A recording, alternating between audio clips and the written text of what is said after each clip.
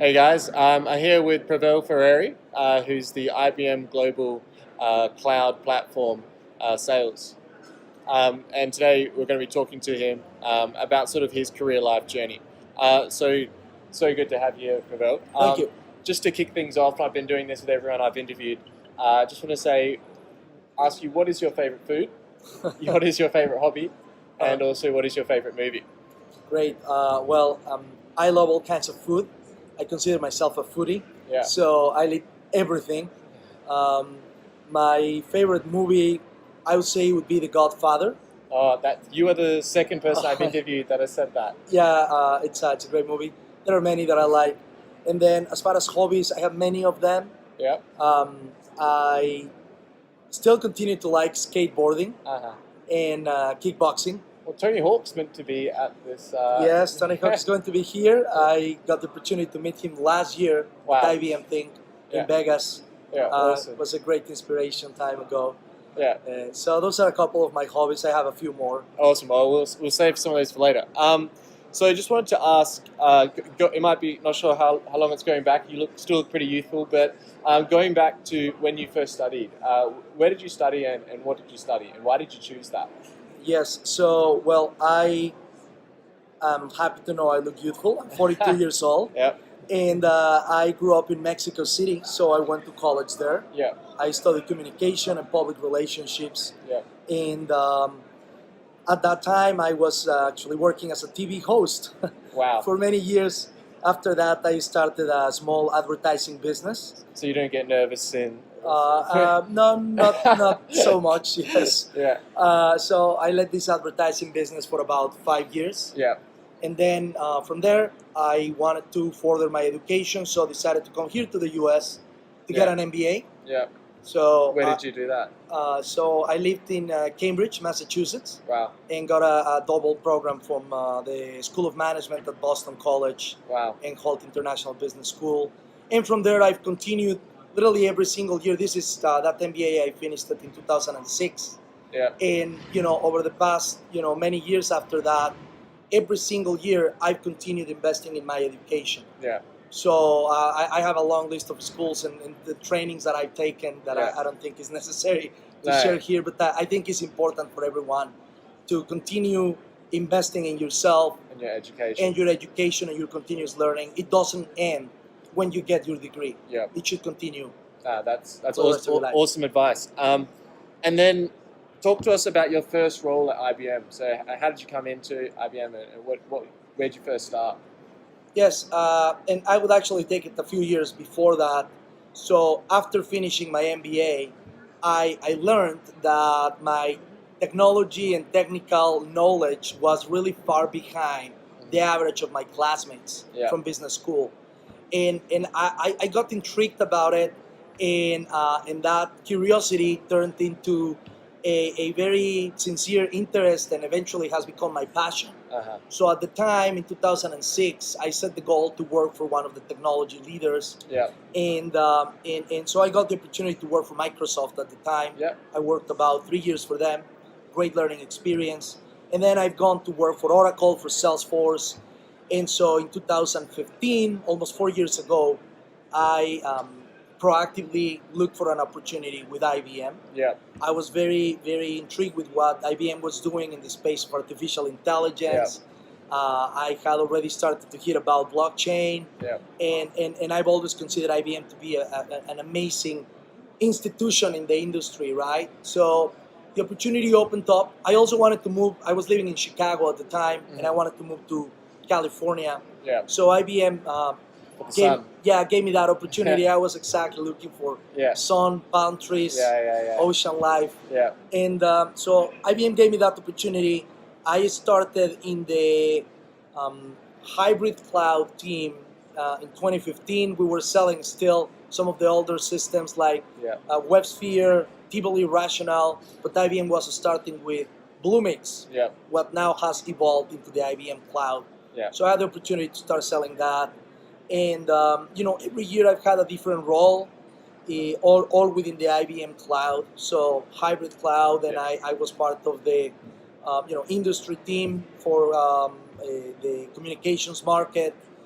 And then I was part of the Watson and Cloud platform team. So Yeah. I got the opportunity to sell not only cloud, but Watson, as well as blockchain solutions. So you got to see a bit of everything. I've had the opportunity to get some different perspective. And then most recently, last year, I got the current opportunity of my current job as leading sales globally Yeah. for our IBM Cloud platform, Kubernetes and developer services, Awesome. which is what I do today. Yeah, the hybrid cloud's been a big theme of Think this year. So, what do you think or what has been the most sort of rewarding part of, I suppose, your current role? Well, there are many aspects to that answer. Really, the role has really opened the world for me, and Yeah. it's been a great opportunity because now literally every single client of IBM is my client, and I take that to heart. Yeah. So I get the opportunity to become an evangelist of IBM and evangelize with all of our cloud sellers globally Yeah. the IBM cloud strategy, the message. And also I get the opportunity to do that with our clients, right? So I am not limited to a set of clients. I can talk to everyone and help IBM, I think, in a bigger scale. Yeah.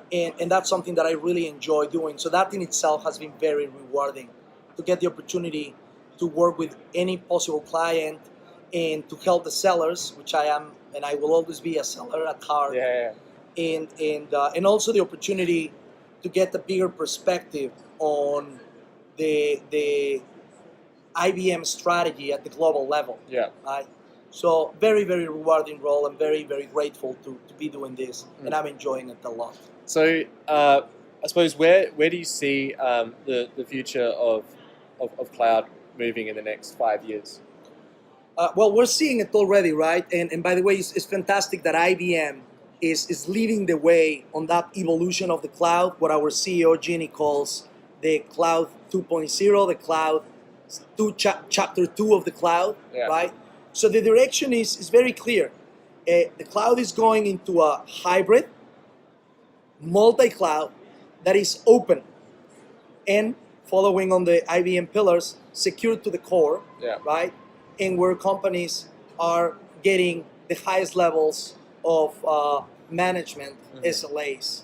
And IBM is offering all of that, right? We see it with the acquisition of, the work in progress acquisition of Red Hat, right? So Kubernetes and developer services, the technologies that I had the opportunity to lead sales for, are really at the center of that evolution of the cloud, where now clients are going into multiple clouds for multiple reasons, and they want to have the freedom to move their workloads based on business needs and not based on contracts with one vendor or another. So the cloud is evolving and is opening the possibility for clients to get the freedom and the scale that they need, the speed to innovate faster, right? So really the cloud is an enabler for companies to deliver innovation faster. And it's amazing that IBM is playing a central role in that evolution. In doing that. Yes. So there's obviously a lot of exciting things going on at the moment, which we've seen here at Think. AI and quantum, blockchain is, and it could be one of those. It could be outside of those. Is there any particular field that really excites you or makes you curious right now? Yes. Well, again, and the reason why I came to IBM, right? It's all the areas in which IBM is working. I am particularly passionate about the technologies that I'm having the opportunity to lead now. Again, Kubernetes, right, which is a container orchestration which allows companies to develop cloud-native applications, right, and take full advantage of the cloud. So I'm passionate about my technology. But certainly things that IBM is doing, like Project Debater, right? Where we're taking artificial intelligence to the next level. Did you get to see it? Yes, of course, I got to see it. It's incredible, right? Yeah, it was awesome. It's incredible. And then, the possibilities that innovations like quantum computing offer, right? To really it's crazy. Do things that have been considered impossible, like understanding potentially the origins of the universe, right? And making ultra-efficient logistics and being able to make analysis and forecasts in financial markets to avoid potential future crises. like the ones we've experienced in the past. So really fantastic things. What we're doing with blockchain and the providing transparency in food, right? So I'm really excited to be a part of IBM. Yeah, awesome. I think it's also just exciting to be, like a human in this period of time as well. Like, yes. Like I think we live in a very exciting time. Yes. So when it comes, I suppose, to the point where, one day you're going to look back on your career, is there any particular thing, accomplishment, or something that you would want to be able to say that you did? I want to make an impact. I want to make an impact in the world. I want to make an impact for my company. I want to look back and feel satisfied that I put my grain of salt to make a better world. Right? And I think doing meaningful work, working for a company like IBM, which is helping push the frontiers of innovation forward, being a part of that is rewarding in itself. So I just want to do as much as IBM gives me the opportunity to do. If you could go back and speak to a younger version of yourself, even though you still look young now, but yes. if you could look even younger and go back and speak to a younger version of yourself, what would you tell yourself with what you know now? Wow, that's a magic question, right? If I only knew what I know now when I was 20 years old. Focus is extremely important. So having mental clarity on what is exactly what you want to accomplish, it is more than 50% of the battle, right? So you gotta know what you want to do, and that clarity lays the way for you to get faster to where you want to go. So that there are so many things. There is no single bullet for success. There are many elements to it, right? But I think that's one of the very important points. Mental clarity and focus, right? That help you lead your efforts like a laser to exactly where you want to go. Setting the bullseye. Exactly. I recently watched a speech, and he said, for most people, that bullseye target, what they want is hidden by clouds. So it's about sifting away that and really defining what you want to do, and then only then can you actually reach it. Absolutely. So, obviously you've got a lot that you do outside of your career and outside of IBM. Yes. You're a public speaker. Now that I know you're a TV host, it makes sense. You also have your YouTube channel, which is Keys to Success, is it? Yeah, so I like to do many things. Again, actually, my job, what I do, I really enjoy it. Right? So I'm really passionate. I don't go to work, right? I don't see myself as I work for IBM. I am a part of IBM. IBM gives me a forum and an opportunity to do meaningful work. So that's one of my passions. I have many others, right? I like to invest in real estate, so I'm passionate about that. And then I do many things. I like to practice sports. I run. Again, as I said, I like to do kickboxing. I did it for many years, very consistently. Now I do it in a much more... Like Muay Thai? Or? I did Muay Thai, yes. Thai kickboxing for over 10 years. It's crazy. Yes, it is crazy. But it also helps you develop mental toughness, right? Which then applied to the world of business, it's part of your own, your personality, your nature, to not give up when you're feeling pain, to keep going forward. So that has been part of one of the many things that I gained by practicing martial arts and fighting.